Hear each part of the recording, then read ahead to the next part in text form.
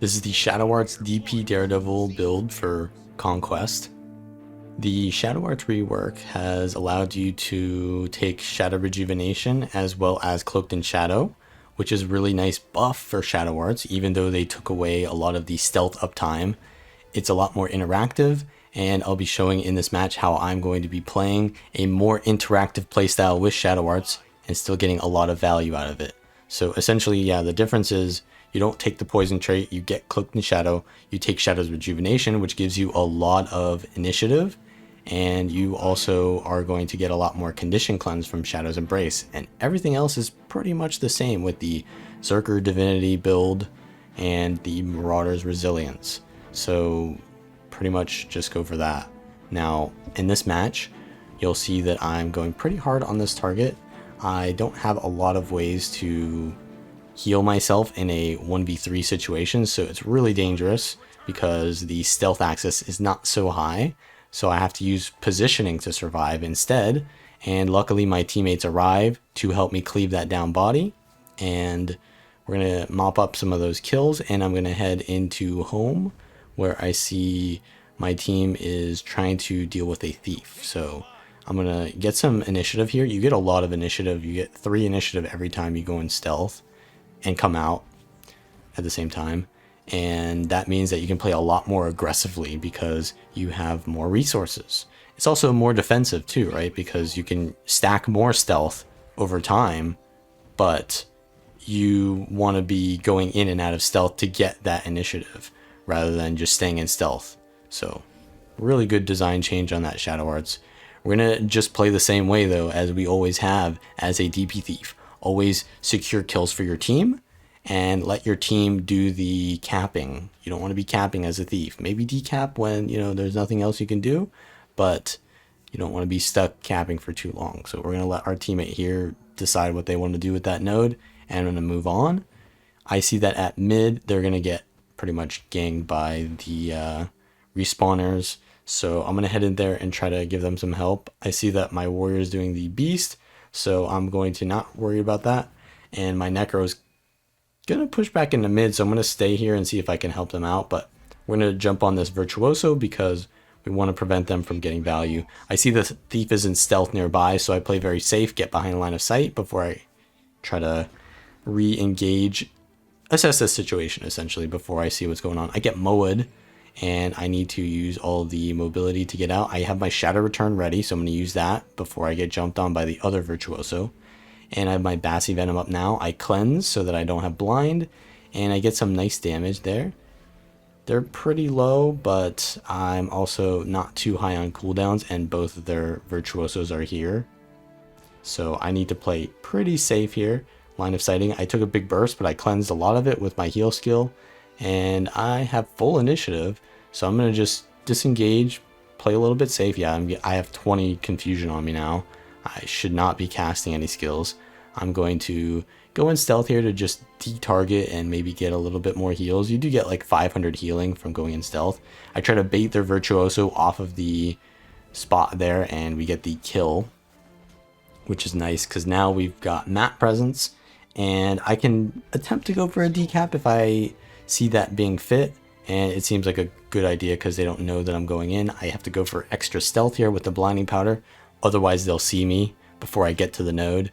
And after getting the decap here, I can choose to stay, but really maybe not the best idea to stay here and try to 1v1. So maybe I'll just test and see if I can maybe troll this virtuoso. But virtuosos are usually pretty decent at 1v1ing, even though against a thief they're probably not the best.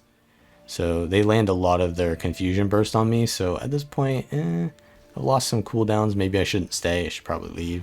So yeah, I'm gonna just probably leave this and go help my team. I stalled them long enough, and I just want to keep that map presence that I've gained constantly rolling. So we're gonna interrupt this heal here. I don't know if I actually got the rup there, but we're gonna get the kill as well. We get decapped on mid, so I'm going to try to get pressure on that target before my teammates arrive at the node.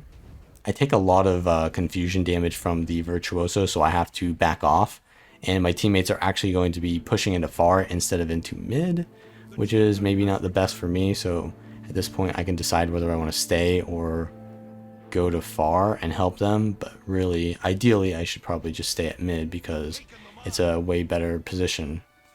So we're kind of stuck in another 1v1 against the Virtuoso, but it's on a neutral node and it's mid node, so there's a higher chance that I get reinforcements. They finally come into mid, and you can see that the other Virtuoso is kind of low here, so I swap target to them, get a nice stun with the Bassy Venom, and I put down black powder so that I blind anyone trying to res or counter cleave in that area, and it also heals me a lot because of Cloaked in Shadow. And then I'm going for a second kill on their Virtuoso, the second Virtuoso, just trying to keep getting these kills. But I notice that my team is not going to go cap the nodes, so I go and do it for them. Not ideal, but I'll probably not need to help them get those kills. They can do that themselves. So at this point, I see their Virtuosos coming in. We can pressure that off the node while they're outnumbered. I dodge their burst, and I'm going to Bassy Venom and see if I can get a kill on them. They usually have a lot of blocks on Virtuoso, so Bassy Venom is really good versus them. I use my Steel, which is unblockable. I save that for when they use their F4, which is a block. So we interrupt that block there. I'm going to finish the kill, and I'm looking at mid to see if the Thief is going for a decap, but instead they're heading towards far. So I'm going to pressure this Harbinger here instead, and my teammates here, because we've got momentum on the map, which means we can 2v1 this. I'm just headshotting the Harbinger because CC is a huge counter to Necromancers in general, and Harbingers really need to, for example, if they were trying to throw out their elixir there and I interrupt their elixir and it goes on a 4-second cooldown, that can really make it easier to get the kill on them. So if I don't know if I did, but if I randomly got a interrupt on the elite elixir there, that would have pretty much secured the kill way sooner. Now we're going into home, trying to get the kill on the Scrapper here. I get stunned by, I believe that was a crate, but we're going to just Heartseeker this kill down, put down some AoE on the down body just to cleave, and I retarget to the Virtuoso. I land a really nice Immobilize before they go in stealth and land a few clusters. They take a lot of damage, and I steal with the Heartseeker to finish them off. Now, my teammate is really low here. I go for a cleanse on them with my Signet Agility, and I start pressuring the person that was attacking them. I tried to share Bassy there, but it wasn't needed. Now, the Virtuoso is kiting pretty well on this spot here, so I need to swap to the short bow to try to get them off and pressure them. And they do a nice leap here, so I have to steal while they're still on the port spot there. But now they're on the no port spot, so I have to stay on the short bow. I want to be careful. I don't want to die trying to get the kill here. But at the same time, we do only own one node, so we need to get this kill and get out. But I can most likely get this kill. They blink out, so I shadow step with the Steel and my Heartseeker to secure the kill. I'm going to cleave it out and try to prevent the decap from their respawning Scrapper here. You can see a lot of these situations, when I play very aggressively, it gets me the kill before the enemy team can reinforce them and give them backup. So it ends up being that I am outnumbering the enemy more often the more aggressive I play.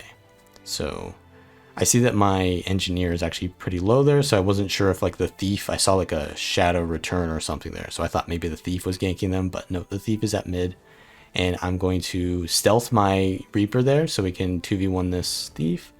And I land a no-scope shadow shot when they actually die to fall damage, which is kind of good RNG for me.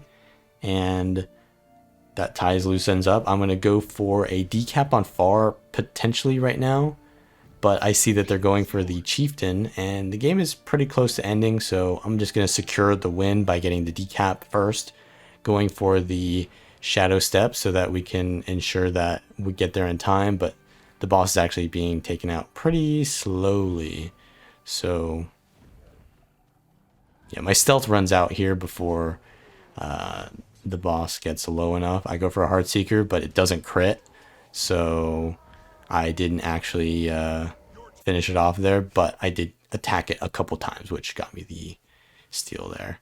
But that is pretty much how you play the new Shadow Arts build. It's pretty much the same with just a little bit of a difference in interactivity, but it's still very fun and a little bit more fun to play against. So if you like this content, like the video, subscribe for more, and I'll see you all next time.